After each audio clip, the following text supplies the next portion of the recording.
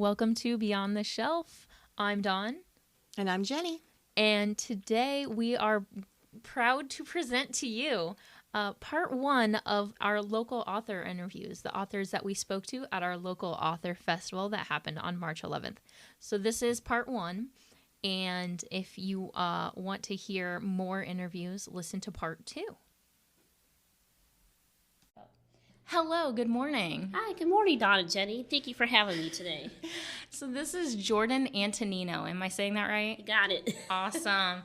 And Jordan, this is your second time with us at our author festival? Yes, I had a really nice time last time, so I'm looking forward to being here again. All right. Can you tell us a little bit about what you write? I write urban fantasy. It's a really fun genre to write, and I just have fun writing it. Oh, good, good. Do your stories take place in Ohio? Yes, actually, Awesome. I created a fictional city in Ohio, so I kind of base it more around the city I live in. Mm-hmm. So that was, I got some inspiration from there. Oh, that's wonderful. I love reading books that take place in Ohio, and I'm like, Mm-hmm. I've been there, or I've heard of that, and that just always is fun for me. Okay. And they say write what you know, and if you Yes. know the city you live in, right? So, do you have a new book that you brought with you today? Because I know you had one last year. I am unfortunately did not, but I am in the process of writing a second book. I only have like 6 or 7, at least 7 chapters written, so Okay, what is your next book called? it's gonna be called Leaked Rewritten. So Okay. it is also an urban fantasy, so it'll be a sequel Okay, to the first book. awesome. That's great. That's awesome. Do you have any favorite books that you think are underappreciated? You know what? I don't really have a favorite because it's so hard to choose just one. This is true. That's like the rule. They say never ask a librarian their favorite book. Maybe Yeah. don't ask a writer, too. I mean, it's so hard. I can name a few books I've really enjoyed reading the last few years. I definitely enjoyed reading the Significant series by Shelley Crane. I also enjoy reading a Selection series by Kira Cass. And I'm really actually enjoying reading the Witcher series that I'm reading now. I have no idea how to pronounce the author's name, but I just know it's a Polish author. Right. I think So, it's It's is a it Netflix series. Right. Yes. Sapkowski? Something like like that. All the Witcher fans are going to come for us. Yeah, that's okay. Well, it's good. If we mess up, then they can tell us and we can fix it later. Sure. And then one more question. Do you have a favorite book in your genre that you have ever read, though? I wouldn't say, again, it's hard to choose just one. Yeah. Do you have a favorite author besides yourself in the urban fantasy world? You know what? I really enjoy reading the Fallen series by Lord Kate. Okay. Awesome. Thanks for being here today, Jordan. And I hope we have a lot of people come by for you. And we are planning to have this every year. So we'll hopefully see you next You'll year hopefully with see your me new back book. next year, so Yes. hopefully so by then. Yes. I actually just started a new job over the summer, so I've been Okay. really preoccupied with that too. So I was taking some time away from that, but I'm trying to get back on track. So Well, maybe today we'll get you inspired. hopefully so. It's be nice to meet other local authors here as well. So. Yes. Yes. Thanks for coming. Thank you. All right. Okay, so we have with us now Dan and Mary Arman, who are married and both authors, which is fun. A lot of writing happening in your house. Yeah. Very good. How long have you individually been writing? You go first. Well, writing since I was 12, published since 2007. Okay. Now, if you're just saying professionally, let's see here. My first full-time job as a writer was actually at the Orville Journal as a newspaper reporter. So that was back in 1996. So math. For 27 years. But as a fiction writer, I've been working. I had my first story published about that time period, 1996, 1998. But I didn't really start publishing any novels until about 2015. And you both do sort of fantasy? Yeah. Okay. I'm a little more sci-fi, and she's a little bit more of the fantasy and other things. She does other genres. So sort of like the Osmonds, I'm a little bit, she's a little bit country, I'm a little bit rock and roll. Yeah. Do you have a song prepared for us today? No. So I think I asked you this downstairs, but I want to ask for our audience. How did you guys meet? We met online. Yeah, on But, Plenty of Fish. but then very quickly we realized we were both writers, and so we had a lot in common. So, yeah. Well, I mean, his first message to me was, "Your profile spoke to me," so I knew instantly. Like, Wow. yeah, that was awesome. So how long have you been married? Almost 7 years. It'll be 7 years this August. Do you guys write full time? I do. Yeah, He's also a teacher. I teach, so I do Oh. this kind of on the side. I teach out of my home, technically. It's an online school called Odella, and so I teach high school English to kids all over the state. So Dan, tell us about your book. It's a series of books, correct? Based on Yeah. a character. Yeah. So give us a little. It's officially info. called the Night Maiden series, and if you can imagine Joan of Arc as necromancer, you'll know the general story of Puchel. And it started off with a trilogy, and then a friend of mine kept badgering, or another author said, "Hey, you should do an anthology of stories." And I said, "Nah, I don't know if I want to do that." And then he said, "What's where the money's at?" And I was like, "I'm pretty sure you're wrong about that." But after a couple times, like asking me to do that, I just wanted to keep him quiet. I said, I just thought of the dumbest title I could think of, which was Commentarium Minoro Go to the Library. So it's plausible enough, but stupid enough that he would just look at me and go, "Okay, then do whatever." But then when I got home after that, the characters actually started talking to me and saying, "Hey, that's a great idea. You left us, in a bad situation after the trilogy." And I said, "Fine. I'll write a book."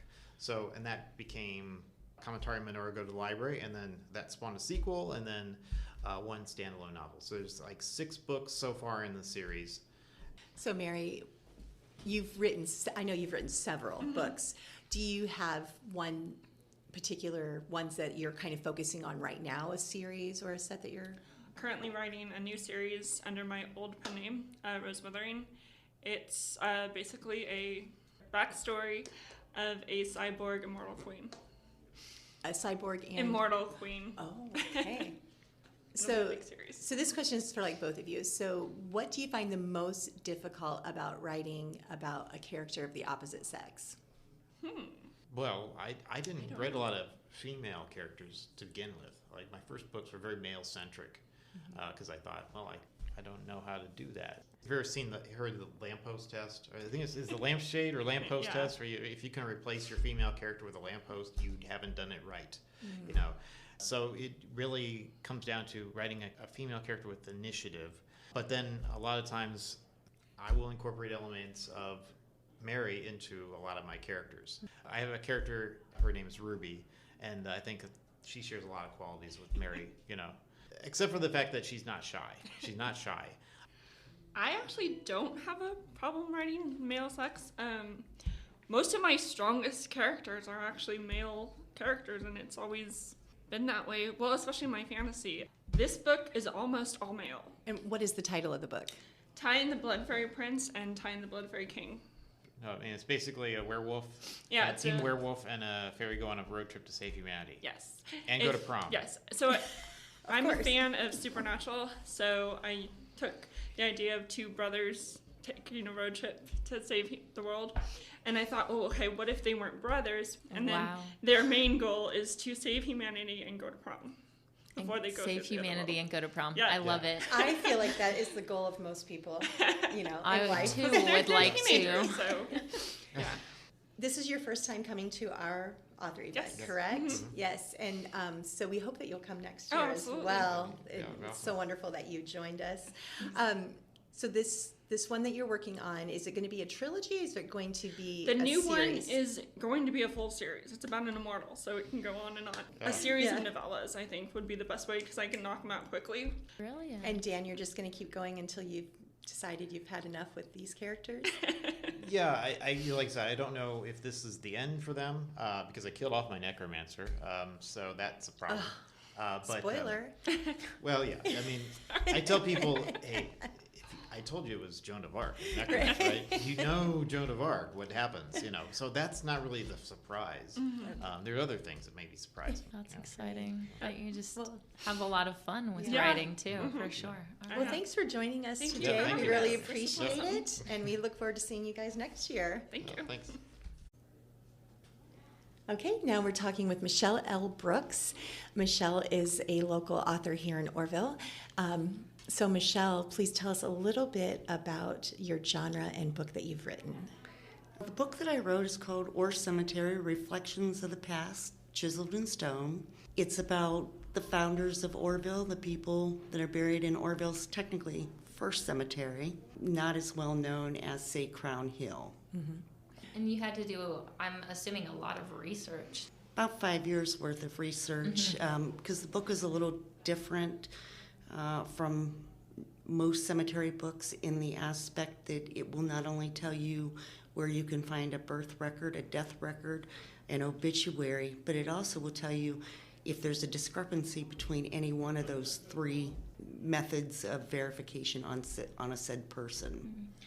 So, how did you get into researching this particular topic? Oh, I'm going to have to blame my grandma. In the early 90s, she kind of got me doing family research, history. Long story short, she's like, hey, have you ever been down to the old cemetery? I'm like, what old cemetery? She's like, the one by the high school. I'm like, no.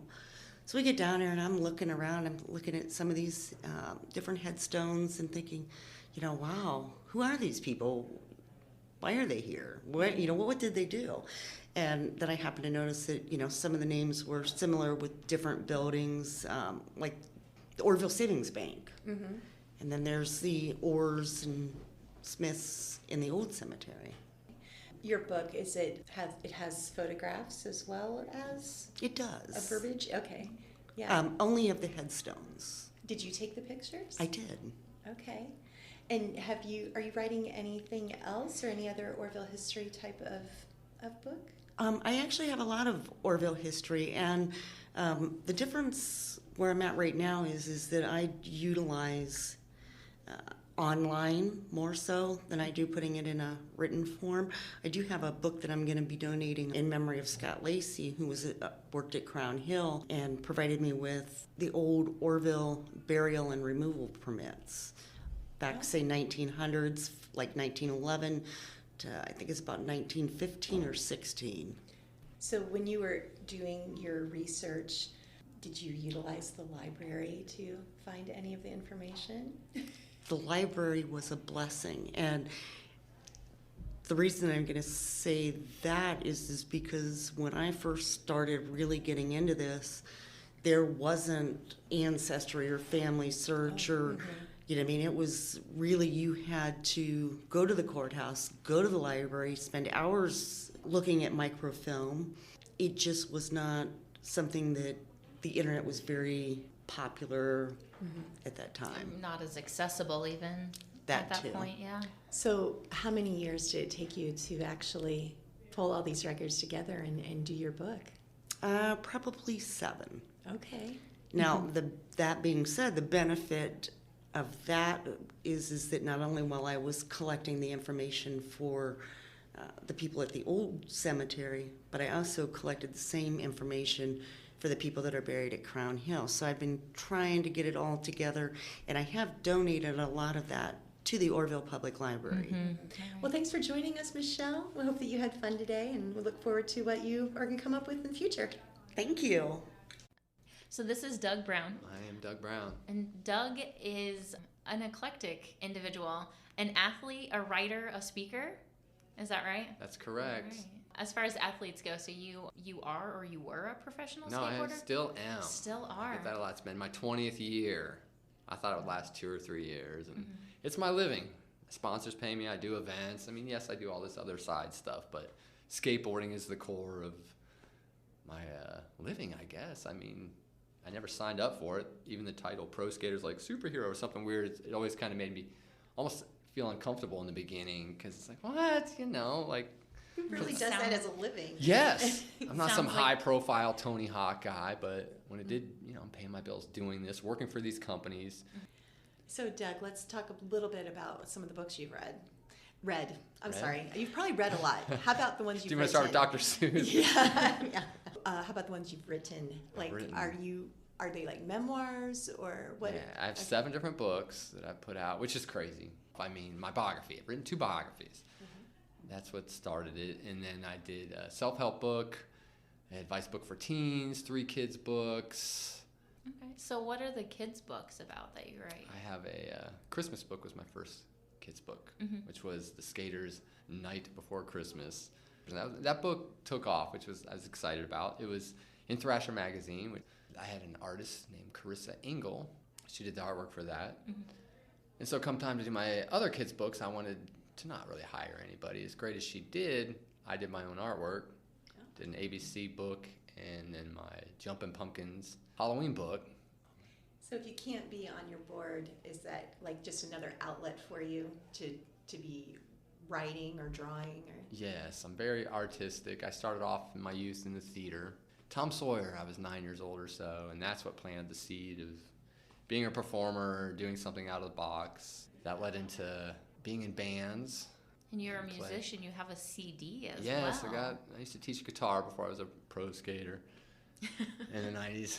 He Just says it with such Pro pride. skater, like Right. whatever. Well, as far as this Doug Brown character, which I've always been, but... And then the whole pro skater thing fell into my lap in 2002, the Gravity Games, making a long story short. I never thought I'd be in this position. And it didn't happen overnight by any means, but the ball kept rolling. That's great and all, but I knew there was no shortage of great skateboarders, which I've never considered myself a great skateboarder. But I knew that I wanted to do something other than just skateboarding while I'm doing it. To embrace being a mentor, that's number 1.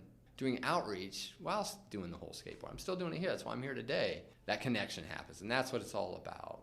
In your school visits or your library visits, have you had any particularly memorable interactions with students? Oh, tons. I go out there, and it never fails, because boom, I do my thing, I come out, and I speak for 45 minutes, whatever. But I reach them, and that connection happens. I'm very empathetic in my speaking, because I remember being, let's say, like a 7th grader, and having somebody come in and talk, and like, I didn't want to be that. There's a place for that. It's great. It's noble. But I wanted to be the assembly that I wish I had. And afterwards, I always do like the questionnaire thing. And I sign stuff, but that's when they really come up to me and tell me a story like, oh man, I read your book, and I was suicidal or whatever, and because of your book, I changed my ways. I did a 180, and I get so much feedback like that. That's the paycheck in my life, and makes it all worthy. Well, Remember thanks, that. Doug. Oh, no problem. We really appreciate you coming. This is your 2nd year coming to the library. Yes, it is. Thanks for having me. All right. Rock and roll. We'll see you guys. Thank you. Thank Take you. care. You too. Hello, we're here with Dawn Dagger. Dawn is a young adult author. You write a few different genres. Yes, I kind of dabble in what I like to call every genre, but I mean, I have like 3 main ones. I like to do high fantasy, young adult romance, and then urban fantasy, like middle grade portal fantasy, where it's just people like going into magic places sort of things. Oh, Narnia. Yes, yeah, Awesome. that sort of stuff. Yeah. That's great. How did you get started in writing? I've been writing for like as long as I can remember. When I was 6, I wrote a little picture book about like Santa Claus for like everybody's birthday. I would write them like a individual story that I would illustrate, and it just kind of went from there. I never stopped. So, and then in 2017, I self-published my first book, which was My British Bear. So how many books have you published on? So far, I have 6 self-published books, a trilogy of sci-fi with a Amazon best-selling author. We co-wrote that. My young adult romance, a high fantasy pirate novel, the anthology that goes with that, and then I have short stories published in 1 or 2 different anthologies with different authors. Wow, that's fun. Yeah. That's great. And I just found out today that Dawn is also a local library worker. I am. So we're very excited that you ventured over to Wayne County to join us here at yeah. Orville today. Yes, I love visiting other libraries, and libraries are a big part of my childhood. Like, that's where we went all the time. Like, I lived in libraries when I was little, so I love visiting them. So do you have any favorite authors or favorite books in any of the genres that you write? Of course, you'd ask me that. I like lots of stuff. I really do. So let me think. I like a lot of high fantasy. I think my favorite high fantasy There's a lot of them, but mostly indie authors. I like their high fantasy best. So there's one called Moonscript by H.L. Williams. And then for like the middle grade stuff, like you said, Chronicles of Narnia is definitely my favorite. That's one of my biggest inspirations. Have you ever read Cinda Williams' Chima? I have. I got to meet her. Oh, Yes, okay. yes. She was one of the people, her and Shelley Pearsall were kind of the people that I saw and I was like, okay, I'm going to do self-publishing now, because I got to meet them and ask them questions and they signed my book. And I was like, all right, this is the coolest thing ever. I'm doing this. Well, thank you, Dawn. I hope that a lot of people come through today, and I think I'll see you next week at Yes, Maslin's yes. book fair. So, Sure will. Or author event, book fair. I think I went back to Scholastic Book Fair and just thought I was in Little school for a moment there. But nostalgia. yeah. The room of people and books. Yes. Thank you, Dawn. Fantastic. Well, we are here now with Chrissy Hartman. Thank you, Chrissy, for joining us. Thank Chrissy you. was here last year as well, and we're excited that you decided to come back again for a Yep. second year. Yeah, it was a great time last year. And I was wondering, last year you had one book, Yeah. and I was wondering if you have a second book this year that you brought? or- Yes, I Okay. did bring it. It's Cherishing Whiskey Salvation. It's a novella to the first book. So, Oh, great. and I'm working on the third book for the series. So, So, do you have like a goal of a number of books that you want for this series, or is it just going to be when you decide you've had enough with whiskey, you're going to move on to like rum? I don't know. no, funny. This will probably be the third one. Will probably be the last one for this one. But the characters, some of them are going to carry over to the next series. Oh, okay. And this one's based in Texas. The next one's going to be based in Colorado. So, have you been to Texas and Colorado? I've been to Texas. I've been Colorado a long time ago, but my twin brother lives in Colorado, and it's I'm gonna base the series in Loveland, Colorado, and he's in Fort Collins, which is about 14 minutes away. So, and got the idea before he moved there. My mom had a buckskin horse that they had gotten from Loveland, Colorado. Are you going to be able to go visit to Yeah. do some research? Yeah, Great. we're hoping to do that this next fall to go out there. I'd like to take a train trip out there, but it might not fit in the budget. That'll be fun. Will you drive then? Or- Yeah. Oh, okay. Yeah, I like to drive better than fly. So your book is a Western romance, is that right? Yeah. Okay. Yep, it's Western romance. Do you read a lot of romance books then? Yeah, and it's funny too because I never had any intention of writing a Western one, but it just kind of worked itself into there, and I was like, oh yeah, I'd wanted to pick a kind of a niche for the genre, and I was like, oh, my character, she likes horses, she likes wearing cowboy boots, she likes cowboys, so let's go with the cowboy theme. That's great. Just kind of wrote itself. Yeah, it did. It really did and everything. So just trying to figure out the guy in the thing, and I had him more like a cowboy. So I was like, this will work. And I know a number of cowboys too, so I'm getting their help on it and everything.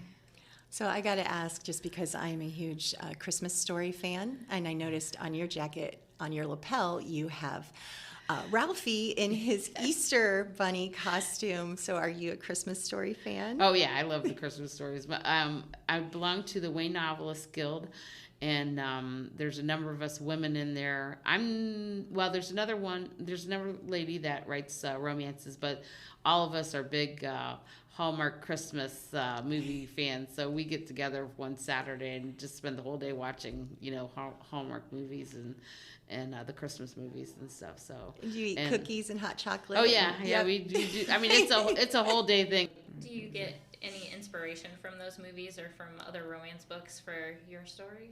Yeah, sometimes I do, and sometimes I'm like, oh, that's not exactly how I do it. I've got a very bad memory at times, so unless I'm taking notes, I won't remember this stuff. But something might sneak in there from another movie, an idea, and everything. But you change it up to fit how your story goes. The romance readers are real particular. If you don't follow the format, you're going to be in trouble with them and stuff. So. That was not supposed to happen yet. Yeah, exactly. And I've done mine just a little bit different and everything, but it doesn't stray too far from it and everything. But it all comes out with a happy ending. So, and that's the main requirement. You have to have a happy ending for a romance. So. Well, thank you so much for taking some time out this morning to talk to us. Oh, thanks. I really appreciate getting to come here again. So I was looking forward to it. You guys are the first one I'll be doing this year, and gonna do a couple more throughout the year. So Good. Awesome. it's a good start with this one. Have fun. Yeah, thank you. This is Phyllis Lehman, and Phyllis is not an author. She is actually the subject of a biography, memoir kind of thing about her husband, Dr. Elton Lehman. And that book is called House Calls and Hitching Posts. It was written by Dorcas Sharp Hoover, who over the years has become a good friend of yours, hasn't she? Mm-hmm. Yeah. So can you tell us a little bit about how you and Elton got connected with Dorcas to write this book? Well, we had some other writers first, and he sent it to the publishing company. They said, "You have a story, but not the right writer." So Dorcas came. He was a patient of my husband's, and he delivered some babies for her, and she had written a few books about some missionaries in Guatemala. And when Elton read them, he said, "I just felt I was right there." He just liked the book. So he asked her, he would tell stories, and then he asked her, could you write the story about it? Well, I'd have to think and pray about it. So she did, and then she finally said yes, she would. It took her about 6 years to write. When Elton gave speeches, he'd hold up Dr. Weaver's book about his book, and he wrote that in about 6 weeks, and this book took about 6 years. Well, they say, what is it, like a good work takes time or something like that? Yeah. There's a new release of the book that just came out. Is it this year or last year? It was last fall. It was out of print, and they said, "Would you like to put in a new chapter?" So Dorcas wrote a new epilogue and a new chapter 20 years later, telling about how my son took over the practice and about Elton's death in 2016, about Eli Stutzman's death, and about how we went to the nickel mines in Pennsylvania, the Amish people who lost children. The people in our book had lost children earlier, and they wanted them to come to visit them, and so we went with them to visit. And she has in it a lot about the nickel mines families. I have had the pleasure of knowing you for a very long time here, about 10 years. Got to know Elton a bit before he had passed away in 2016. I still have a memory of having lunch with you guys when you took me and my husband out and getting to know you. And Phyllis is so funny because one day she just goes, "Have you read our book? You should read our book." I did. And you did. You don't remember. It was great, but it's such an interesting story to read, and all the work that Elton did for the community. And he was such a great storyteller and person to talk to, and I always get a smile from talking with you. Do you want to hear a story we didn't have in the book? Absolutely. Tell us a story. Well, Elton would always, I say, "I'll tell this story because this is my favorite story that's not in the book." Well, an Amish man came and to Elton, and they had a baby named Hezekiah. And he came and said, "Could we change the name of the baby?" And Elton said, "Why do you want to change the name baby?" Well, the bishop said it's calling too much attention to the baby, even though the grandfather was Hezekiah, and Hezekiah is in the Bible. Well, Elton said, "Yeah, just go to the probate court and we can change the name of the baby." About 6 months later, he sees him again. He said, "You never came in to change the name of the baby, did you?" "No." He said, "We just changed churches." Great. I grew up in Dalton, and so I've kind of always been in the Wayne County area, and you could not be from here without hearing about Doc Lehman. Oh, is that right? Yeah. I mean, it didn't matter if he was your primary physician or not. Everybody had a story or a memory about Doc Lehman. Always. Well, thank you so much for you're being here welcome. today, You're since welcome. Dorcas couldn't be here. I know. She's not feeling well. Thank you. All right. Hello. This is Max Eli Kelbley. Is that correct? Yes. Okay. I'll make sure I'm saying Hello. your name correctly. And you have written a book. It's called To Speak is to See. Is that Yes. right? Mm-hmm. What does that mean?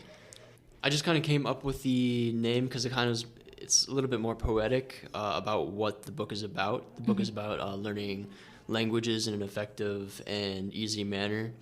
And the reason I wanted to write this is because just going through the American education system, the way language learning is taught, it's just not effective to learning a language. So I noticed that my friends who are from different countries, different cultures, if they know another language, they know like 4 languages, or like children, like they learn very easily, like they pick up languages very quickly. And I wanted to figure out, why is that? Why are certain people able to do that and Americans struggle with learning languages? So I did the research and I found some different methods of how to learn languages effectively, and I've used them myself, and I've taken classes using these methods. They're very effective. And to get to the title part, when you speak a language, you begin to see a different way of looking at reality. You get to see different people's experiences and different ways of understanding the same things.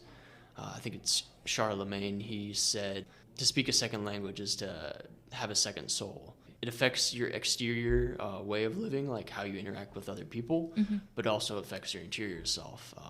And people that know a second language can attest to that, because they'll start dreaming in multiple languages, or sometimes 2 languages at once. So Max, do you speak more than one language now? I'm only fully fluent in English, but I can speak a little bit of French, and I know a little bit of other languages. French is the main language. I'm mostly fluent in the reading aspect, but speaking is a little bit more difficult. Spanish, I think it's a little easier to pick up because it's a very phonetic language, or how a letter is always going to be that way. Whereas like French, it's like there's a lot of words that, just like English, that sound the same, but they can be completely different, so it's kind of hard to pick that up. Well, I've heard that English is like the hardest language to learn, because we have so many, like the word to, we have T-O, T-O-O, T-W-O. I mean, it's very challenging from my understanding.